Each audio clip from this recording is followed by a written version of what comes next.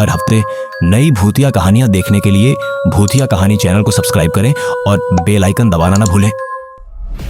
अब तांत्रिक महिला ने बेंत के पेड़ की एक छोटी टहनी पर कुछ मंत्र पढ़े और मीम को उस टहनी से मारना शुरू कर दिया।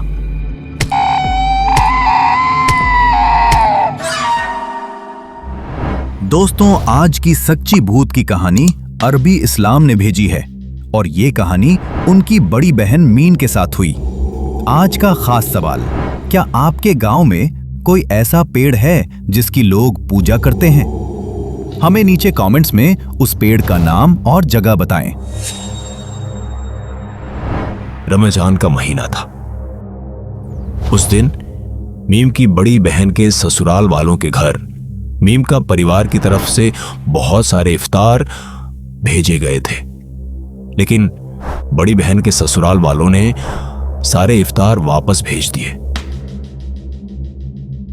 क्योंकि उस समय मीम के घर वालों और बड़ी बहन के ससुराल वालों के बीच किसी बात को लेकर बहुत बड़ा मतभेद हो गया था। इसलिए उन्होंने मीम के परिवार से इफ्तार स्वीकार नहीं किया। अब मीम के परिवार ने यह इफ्तार आस पड़ोस के लोगों और रिश्तेदारों में बांटने का फैसला किया। आस पड़ोस के सभी घरों में इफ्तार देने के बाद यह तय किया गया कि इफ्तार मीम की मौसी के घर भेजा जाए। मीम और उसका भाई एक बैग में कुछ इफ्तार लेकर अपनी मौसी के घर के लिए निकल पड़े। इस सड़क पर एक छोटी सी नहर थी और इस नहर के थोड़ा आगे एक बहुत बड़ा और पुराना बरगद का पेड़ था। इस बरगद के पेड़ के नाम पर इलाके में कई भूतिया घटनाएं सुनने को मिलती हैं। हिंदू कभी कभी यहां पूजा करते हैं।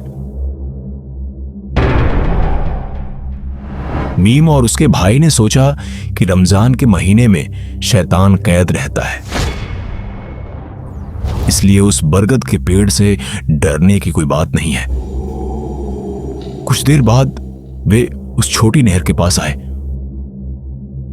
और उसे पार किया, और थोड़ी देर बाद वे उस बरगद के पेड़ के पास पहुंचे। और इसी समय अचानक मीम का शरीर थोड़ा कांपा, लेकिन उसने इस पर ध्यान नहीं दिया और अपनी मौसी के घर की ओर चलने लगी। कुछ देर बाद वे अपनी मौसी के घर पहुंच गए। अब मीम फ्रेश होने के लिए वॉशरूम गई और वहां उसने एक काली बिल्ली देखी जिसकी आंखें चमकीली लाल थीं। तभी उसके बगल वाली बाल्टी में कुछ गिरने की आवाज आई। मीम काफी चौंक गई और उसी समय उसे अपने शरीर में तेज बुखार महसूस हुआ। जल्दी से बाथरूम से बाहर आकर वह एक सोफे पर बैठ गई और अपनी आंटी को अपने बुखार के बारे में बताया। आंटी ने जल्दी से मीम की मां को फोन किया।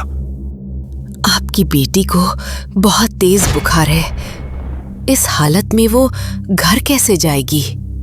मीम की मां बहुत हैरान हुई और बोली, मेरी बेटी पूरी तरह से स्वस्थ थी, उसे अचानक बुखार क्यों आया? उसे जल्दी से यहां भेजो।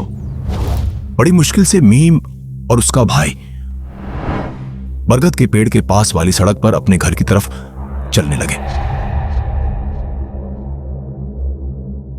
आसपास काफी अंधेरा था, लेकिन मीम को ऐसा लगा जैसे कोई अनदेखी ताकत उसे पीछे से खींच रही है।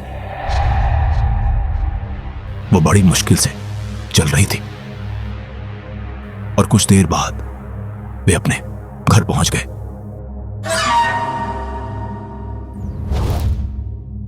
इस बार मीम के इलाज के लिए एक डॉक्टर को बुलाया गया। उसने उसे कुछ दवा दी और चला गया, लेकिन दवा लेने के बाद भी मीम की हालत में कोई बदलाव नहीं आया। एक रात मीम अपनी बड़ी बहन के साथ एक ही बिस्तर पर सो रही थी। देर रात मीम जाग गया और उसने अपनी बहन जो उसके बगल में सो रही थी उसका गला दोनों हाथों से पकड़ लिया। उसकी बड़ी बहन जोर से चीखी।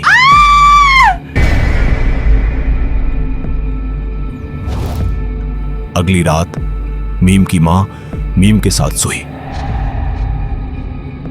और पिछली रात की तरह मीम ने उसी तरह अपनी मां का गला पकड़ लिया।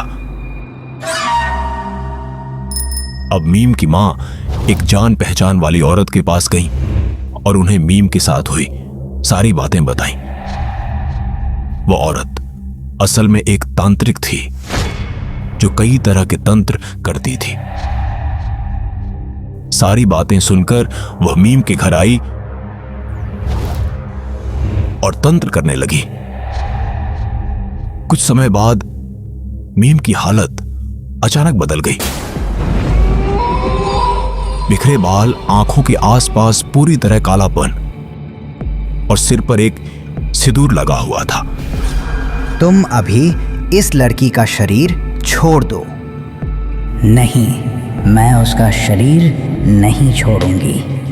उस दिन जब वो मेरे बरगद के पेड़ के पास टहल रहा था तो मुझे वो अच्छा लगा। अब मैं उसे नहीं छोड़ूंगी। अब तांत्रिक महिला ने बेंत के पेड़ की एक छोटी टहनी पर कुछ मंत्र पढ़े और मीम को उस टहनी से मारना शुरू कर दिया। कुछ देर बाद मीम वहीं बेहोश हो गई। कुछ देर बाद मीम को होश आया। अब तांत्रिक महिला ने कुछ मंत्र पढ़े और मीम पर फूंक मारकर कहा, क्या बकवास है, तुम उसका शरीर नहीं छोड़ोगे। तुम क्या चाहते हो? हाँ, मैं ये शरीर छोड़ दूंगी, लेकिन मुझे अगले 9 दिनों के अंदर मगरिब की नमाज से ठीक पहले उस बरगद के पेड़ के नीचे मिठाई लेकर आना होगा।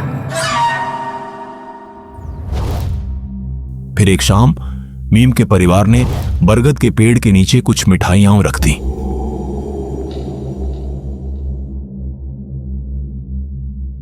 तब से मीम धीरे धीरे स्वस्थ हो गई